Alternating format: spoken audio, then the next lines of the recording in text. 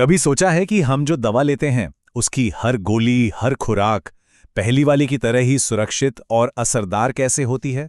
आज हम उसी अदृश्य गारंटी के पीछे की प्रक्रिया को समझने वाले हैं, जो ये पक्का करती है कि क्वालिटी कोई इत्तेफाक नहीं बल्कि एक लगातार बनी रहने वाली सच्चाई हो। हम सब जानते हैं और सुनते भी हैं कि दवा के हर बैच की क्वालिटी जांची जाती है। सुनने में तो ये बहुत तसल्ली देता है ना? पर सवाल ये है कि क्या बस इतना ही काफी है? जरा सोचिए, क्या एक बैच का टेस्ट पास हो जाना इस बात की गारंटी है कि आने वाले महीनों में या अगले साल बनने वाला हर बैच भी उतना ही अच्छा होगा? शायद नहीं। तो इसको ऐसे समझते हैं। देखिए, एक बैच का टेस्ट करना एक तस्वीर खींचने जैसा है। यह हमें उसे एक पल की झलक देता है, बिल्कुल साफ। लेकिन हमें जो चाहिए वो सिर्फ एक तस्वीर नहीं बल्कि पूरी फिल्म है। हमें ये देखना है कि समय के साथ कहानी कैसे आगे बढ़ती है, ताकि ये पक्का हो सके कि कहानी में कोई खतरनाक मोड़ तो नहीं आ रहा। तो फिर सवाल उठता है कि फार्मा इंडस्ट्री ये पूरी फिल्म देखती कैसे है? इसके लिए एक बहुत ही सिस्टमैटिक, एक बहुत ही मजबूत प्रक्रिया है जो हमें क्वालिटी की पूरी तस्वीर दिखाती है। चलिए, इस प्रक्रिया की दुनिया में थोड़ा और गहरा उतरते हैं और देखते हैं कि ये काम कैसे करती है। इस प्रक्रिया को कहते हैं प्रोडक्ट क्वालिटी रिव्यू या PQR। अब ये सुनने में थोड़ा टेक्निकल लग सकता है, पर असल में ये किसी भी दवा के प्रोडक्शन प्रोसेस का एक सालाना हेल्थ चेकअप जैसा है। ये सिर्फ कोई फॉर्मेलिटी नहीं है, बल्कि ये पक्का करने का एक बहुत ज़रूरी तरीका है कि जो प्रोसेस एक साल पहले सही थी वो आज भी उतनी ही भरोसेमंद और कंट्रोल में है। तो इस सालाना हेल्थ चेकअप के दौरान हमारे क्वालिटी जासूस किन सुरागों की तलाश करते हैं? देखिए, ये कोई ऊपर ऊपर की जांच नहीं होती। ये तो डेटा की गहराई में उतरकर उन छोटे छोटे संकेतों को खोजने जैसा है, जो मिलकर एक बहुत बड़ी कहानी बता सकते हैं।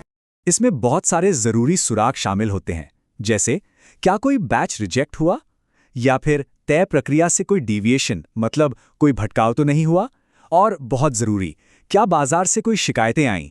इनमें से हर एक डेटा पॉइंट उस पूरी पहेली का एक अहम टुकड़ा है। और यहीं पर PQR की असली ताकत छिपी है। ये सिर्फ डेटा इकट्ठा करने के बारे में नहीं है, नहीं, ये एक ट्रेंड एनालिसिस टूल है। इसका मतलब यह है कि हम सिर्फ ये नहीं देखते कि क्या हुआ, बल्कि हम ये समझने की कोशिश करते हैं कि ये क्यों हुआ और क्या ये भविष्य में फिर से हो सकता है। चलिए एक उदाहरण लेते हैं। मान लीजिए एक महीने में कोई छोटी सी गड़बड़ी हुई, शायद उस पर किसी का ध्यान भी न जाए, लेकिन जब वैसी ही छोटी छोटी गड़बड़ियां महीने दर महीने थोड़ी थोड़ी बढ़ने लगें, तो ये आने वाले किसी बड़े तूफान का संकेत हो सकता है। PQR हमें इन बिखरे हुए डॉट्स को जोड़ने में मदद करता है, ताकि समस्या के बड़ा होने से पहले ही उसे पकड़ लिया जाए। अच्छा, अब जब हम ये समझ गए हैं कि PQR क्या है और ये इतना ज़रूरी क्यों है, तो अब इस पर बात करते हैं कि इसे सही तरीके से कैसे किया जाता है। क्योंकि जब बात दवाओं की क्वालिटी की हो तो गलतियों की कोई गुंजाइश नहीं होती। चलिए देखते हैं कि रेगुलेटर्स क्या उम्मीद करते हैं और वो कौन सी आम गलतियां हैं जिनसे हर हाल में बचना चाहिए। देखिए, रेगुलेटर्स को सिर्फ कच्चे डेटा का ढेर नहीं चाहिए, उन्हें कहानी चाहिए जिसका एक साफ साफ अंत हो। वो जानना चाहते हैं क्या प्रोसेस कंट्रोल में है, हाँ या नहीं। अगर नहीं है तो उसे ठीक करने का क्या प्लान है। मतलब उन्हें सिर्फ डेटा नहीं बल्कि एक नतीजा और एक्शन प्लान चाहिए। और ऑडिट के दौरान कुछ गलतियां हैं जो बार बार सामने आती हैं। पहली, सिर्फ डेटा लिस्ट कर देना पर उसके पैटर्न को समझने की कोशिश ही ना करना। दूसरी, एक ऐसी रिपोर्ट तैयार करना जिसका कोई निष्कर्ष ही ना हो। और तीसरी, जो शायद सबसे खतरनाक है, वो है समस्या को पहचान तो लेना लेकिन उसे ठीक करने के लिए कोई कदम ना उठाना।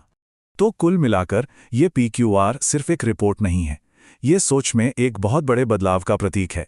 ये क्वालिटी को सिर्फ एक धारणा होने से बदलकर एक साबित किया हुआ तथ्य बना देता है। और यही इस पूरी प्रक्रिया का सबसे शक्तिशाली संदेश है। हम सिर्फ ये मान नहीं लेते कि क्वालिटी मौजूद है, नहीं, हम ये पुष्टि करते हैं कि क्वालिटी लगातार बनी हुई है। इस प्रक्रिया के जरिए क्वालिटी एक उम्मीद से बदलकर एक प्रमाणित, निरंतर सच्चाई बन जाती है। तो अगली बार जब हम किसी भी चीज पर भरोसा करें, चाहे वो हमारी कार हो, हमारा खाना हो या कोई वित्तीय प्रणाली हो, तो ये सवाल पूछना बनता है, क्या यहाँ भी इस तरह की कोई निरंतर समीक्षा की प्रक्रिया है? क्योंकि जैसा हमने आज समझा, सच्चा विश्वास एक बार की जांच से नहीं बल्कि लगातार पुष्टि से आता है। इस पर जरूर सोचिएगा।